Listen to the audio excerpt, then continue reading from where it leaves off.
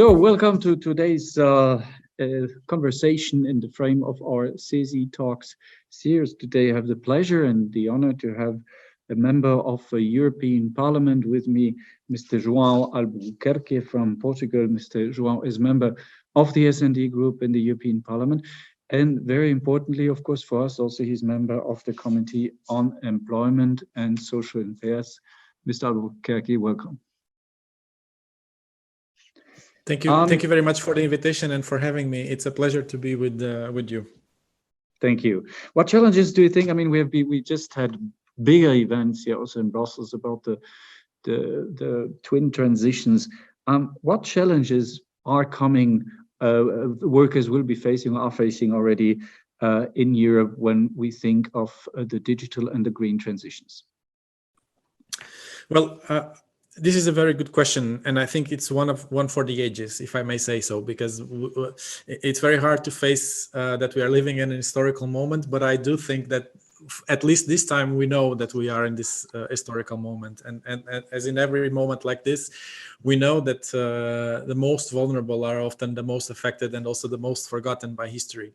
So I think that our job right now is to make sure that this doesn't happen during this period and during this transition. I believe that many are trying to take advantage of the crisis that we are living, especially in terms of the energy market and the whole situation caused by the invasion of Ukraine by Russia, as an excuse to go back in the goals that we had established for the green transition, and to again reuse coal power stations and to reduce the emissions objective that we have. I think we cannot allow for that to happen, and that we need to continue to stay in line with the goals that we have set, because we know how things are going. We have the COP27 happening right now in Egypt, so we know how drastic and tragic the situation is, and of course this affects even more this generation. But at the same time, and this is the main message that I would like to convene here, is that we cannot allow for this transition to become a burden, an extra burden for families and for people in general. We cannot say that because the cost of adaptation would not be as expensive or as high as we might have predicted, that this is not still a burden on families that are already living on the edge in terms of their income, in terms of their purchase power, in terms of their quality of life. I mean, we have the number of working poor in Europe has risen, and we know that people, despite having a job and despite being in the labor market, that they still struggle every month. So I think that one of the main components, and this is something that our group has been saying, that one of the main components of the green transition is that it has to have a red heart. And by red heart, we mean that we need to have social protection for workers. We need to ensure that the costs of the energetic and the transition that we need to do, whether it's in our houses or in the ways that we transport ourselves and the way that we move, are not put on the incomes of people.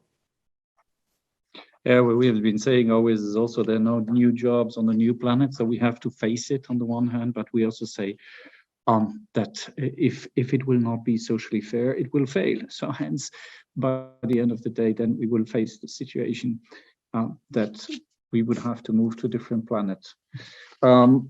Mr. Albuquerque, what's happening in Portugal at the moment? How are these transitions being felt? Of course, now we live in very difficult moments, very special moments. I mean, moments of perma-crisis, we could say. I mean, we just think 2.5 years back. I mean, we were totally traumatized by what came out to be a really serious pandemic. But we could not imagine that 2.5 years later, we would be almost in a situation almost as difficult, maybe even worse. How is the employment situation now in Portugal? Portugal is living, in terms of the employment and unemployment percentage, we are living a very good situation at the moment. So we are not far from full employment or having a situation of full employment. Where it compares badly is on the youth employment. This is something that is drastic, and Portugal like Spain and other southern European countries, have the highest numbers and the highest rates on youth employment. Portugal, from these, still has one of the best scores, but still insufficient to what I believe it should be. The impact is more on the nature of work and the impact that we are having on how we perceive work and the implementation of solutions that have been discussed in recent years. One of those is the government has recently announced the study for the implementation of the 4-day week, which is something that's I mean, it's yet far from becoming through a reality, but it's something that the government is considering and studying.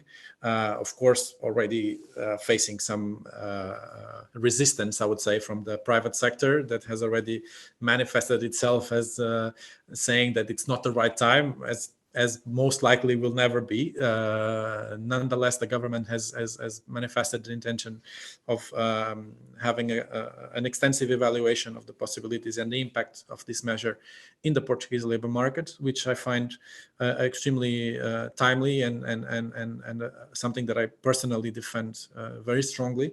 And secondly, one of the main achievements that I think that the Portuguese government has had in recent times was a long-term agreement between the social partners. That includes the private sector and the private entities, the umbrella organizations of the private sector, both on industry and service, but also with the trade unions to achieve a long-term solution for the increase in salaries.